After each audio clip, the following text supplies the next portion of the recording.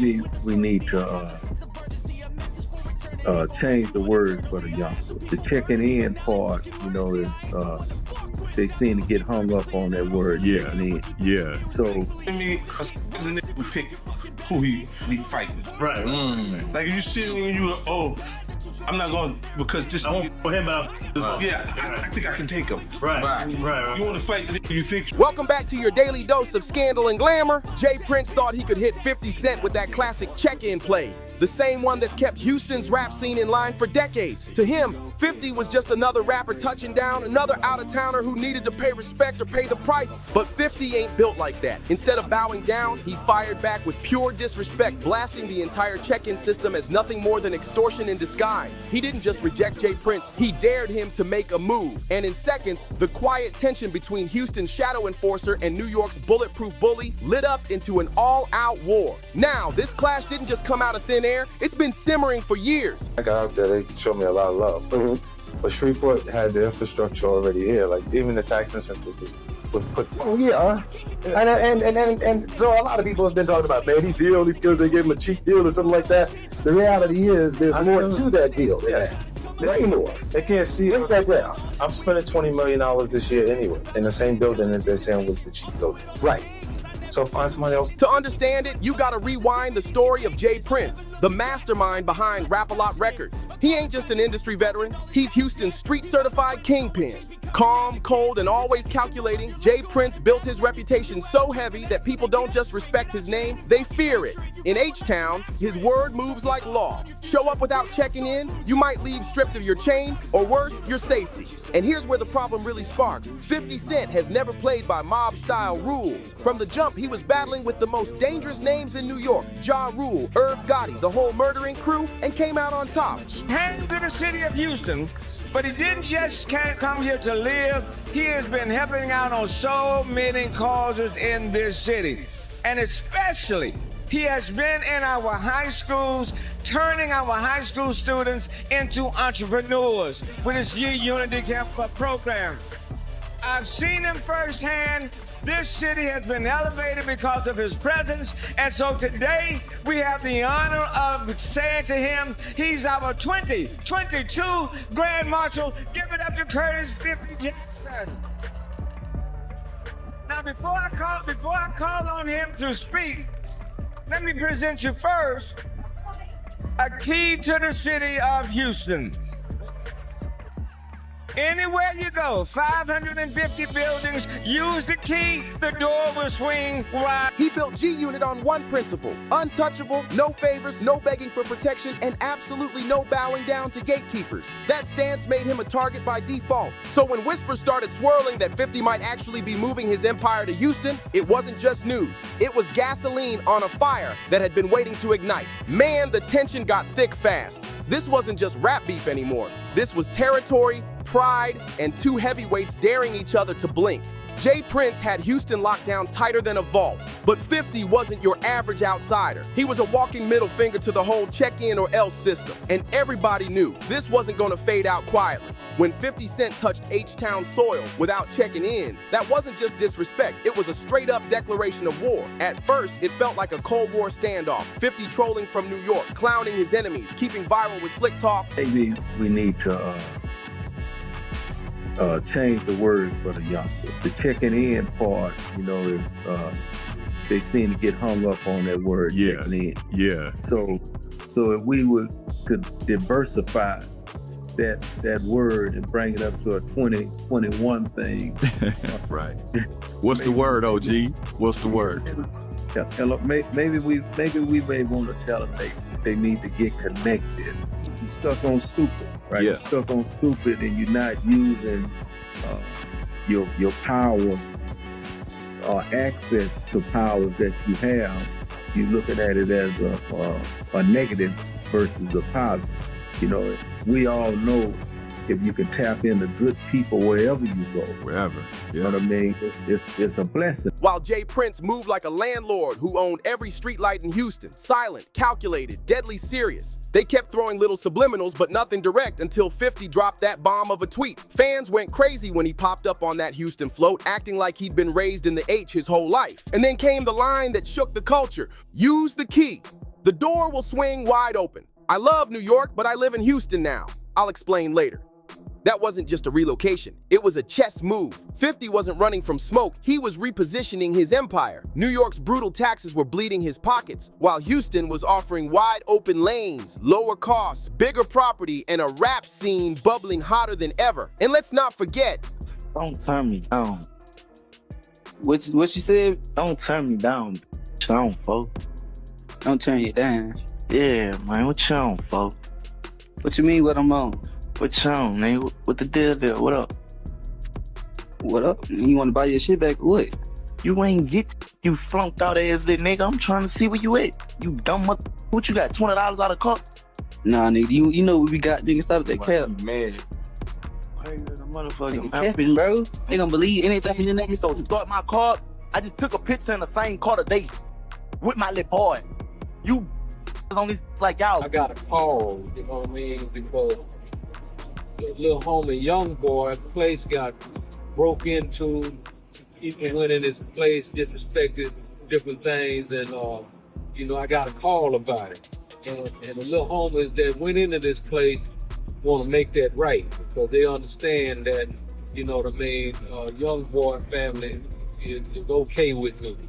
And as you can see, homie, to make a long story short, I got your keys to your Rolls Royce, I got your keys to your McLaren, with all that shit that they took, and the homie, Shakur, what you got, homie? We got your Rolls Royce umbrellas, we got your keys, got a bunch of other shit. His Branson Cognac empire needed a southern stronghold. With Houston's nightlife, strip clubs, and bottle-popping culture, it was the perfect battlefield for a takeover. 50 wasn't just moving to Houston, he was staking territory, planting a flag like it was his new empire. But here's the catch, he never checked in. And for Jay Prince, that was no small slight, that was war. In the streets, word spread quick that Prince saw it as pure disrespect, like 50 was storming into his castle without so much as a nod.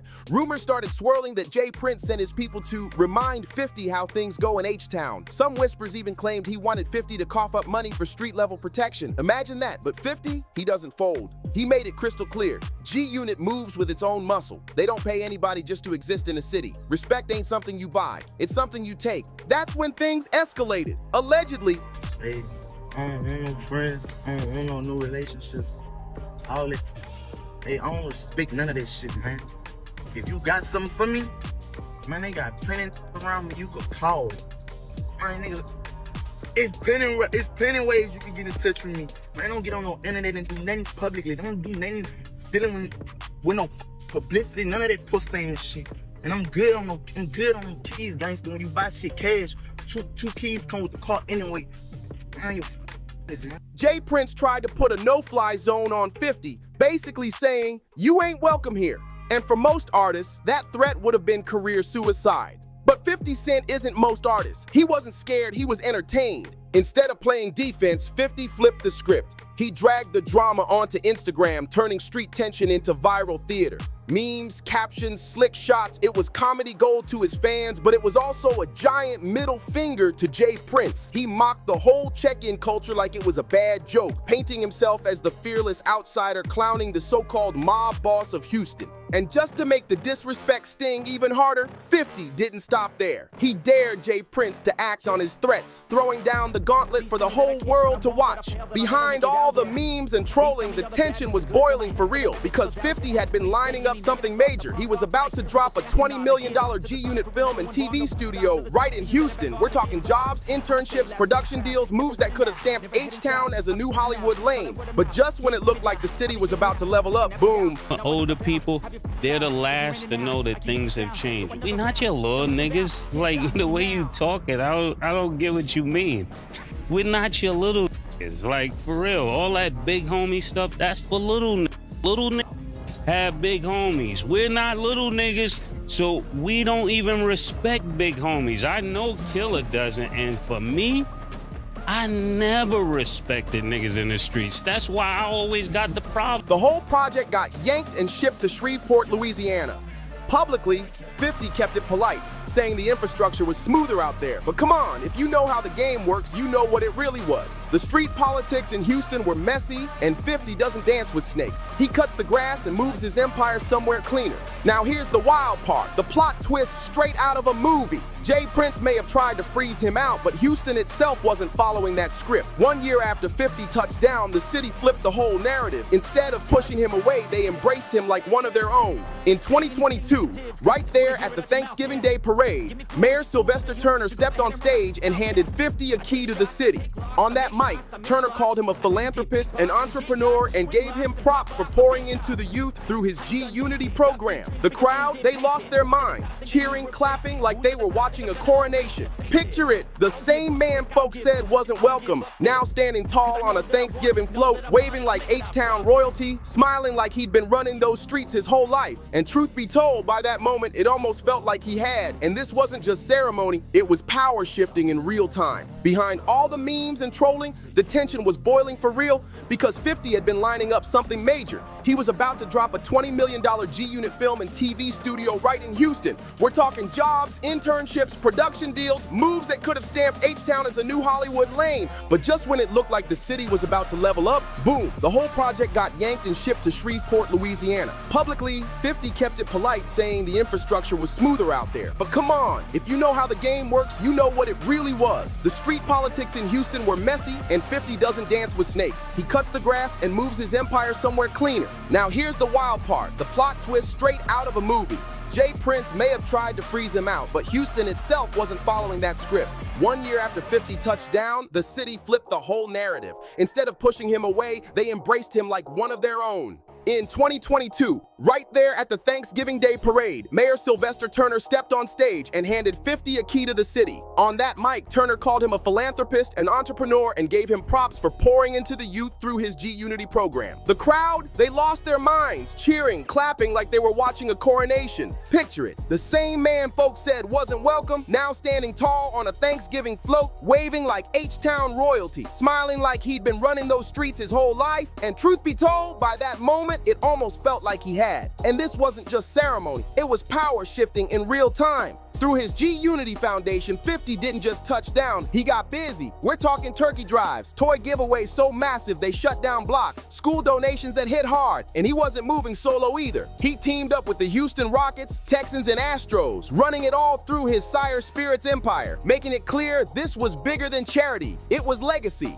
By 2023, the numbers spoke louder than any chain. $850,000 worth of toys dropped right into the hands of Houston kids. No flexing, no gimmicks, just receipts. Then came 2024, and 50 doubled down. He raised $500,000 for the Houston Children's Charity by auctioning off 2 giant bottles of his Le Chemin du Roi champagne. And the kicker, that one night pulled in a jaw-dropping $6 million total. Meanwhile, Jay Prince was allegedly stuck watching it all unfold like a dethroned king, forced to sit back while another boss got crowned in broad daylight. The same man who once controlled Houston's streets from the shadows now had to watch 50 celebrated on every stage that mattered. That had to burn. And then G-Unit's loudest soldier, Tony Yayo, came swinging. On Vlad TV, he broke down why the crew never bowed to the so-called check-in rules. According to Yayo, the whole system is nothing more than a slick hustle. Check in, pay up, or get set up. That's the formula. He straight up exposed it for what it was, peeling back the curtain on Jay Prince's carefully built image as the protector of visiting artists.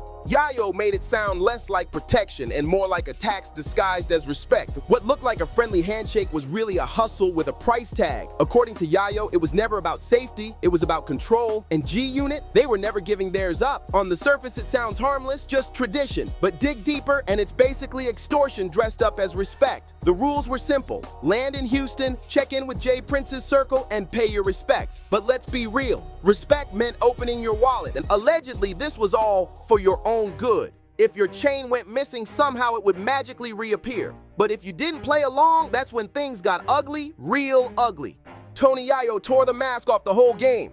He pointed to Pop Smoke's tragedy as a chilling warning. When artists depend on shaky street alliances or so-called protection, they're setting themselves up for disaster. Yayo spelled it out. Street security always comes with strings. And when real trouble hits, the same dudes you paid to guard you, suddenly they vanish. Then he went even deeper, warning that all these mob ties rituals, fake gangster smiles, and backroom handshakes don't just stir up beef, they attract the feds. This ain't the 90s anymore. You start mixing mafia-style extortion with artist setups and you're stepping straight into Rico territory, federal heat. And that's exactly why G-Unit kept their distance. No middlemen, no favors owed, no playing into anybody's politics. They stayed locked in with their own security, moving like their lives depended on it because in their world it did. Better to be self-reliant, fully strapped, and hated for your independence than tied down by street bosses with hidden agendas. And here's where it gets real grimy. NBA YoungBoy slid into Houston on business, skipped the check-in, and like clockwork, his spot got hit. Chain snatched, cash gone, car keys missing. No coincidence there.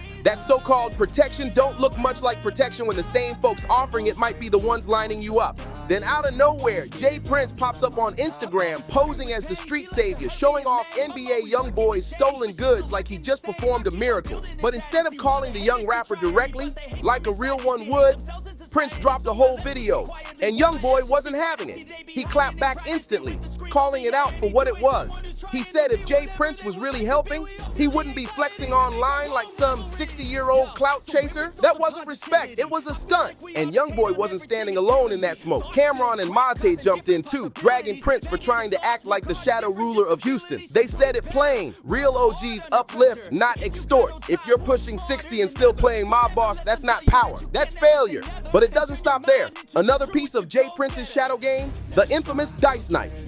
His second favorite hobby, right after intimidation. These so-called high-stakes games are legendary in Houston, but not for the right reasons. Whispers say they're setups, traps designed to line up rappers and test who's really protected. And the darkest example? Takeoff. Everyone remembers that tragic night when Takeoff lost his life after one of those dice games spiraled into pure chaos. But the whispers on the street paint an even uglier picture, one where the whole thing was less about bad luck and more about the setup culture Jay Prince's name has been tied to for years. Sources say Jay Prince was furious when Takeoff and Quavo didn't check in the moment they touched Houston. Word is, he told his people to teach them a lesson, just a scare, a message. But it went all the way left, and instead of a warning, the world lost a legend. And what did Jay Prince do? Exactly what he's done before, ducked accountability, no answers, no ownership, just silence, deflection, and damage control while another artist's life got swallowed by street politics and ego games. Anytime Takeoff's name comes up, Jay Prince gets twitchy, brushing it off, dodging questions, acting like it was just a misunderstanding. At one point, he even hinted at destroying evidence. Yeah, evidence tied to the case. And Takeoff wasn't the only casualty. Think back to Duke the Jeweler. Man had just walked away from one of those infamous dice games with $100,000 in winnings, probably feeling like he was on top of the world. But before he could even make it to his car,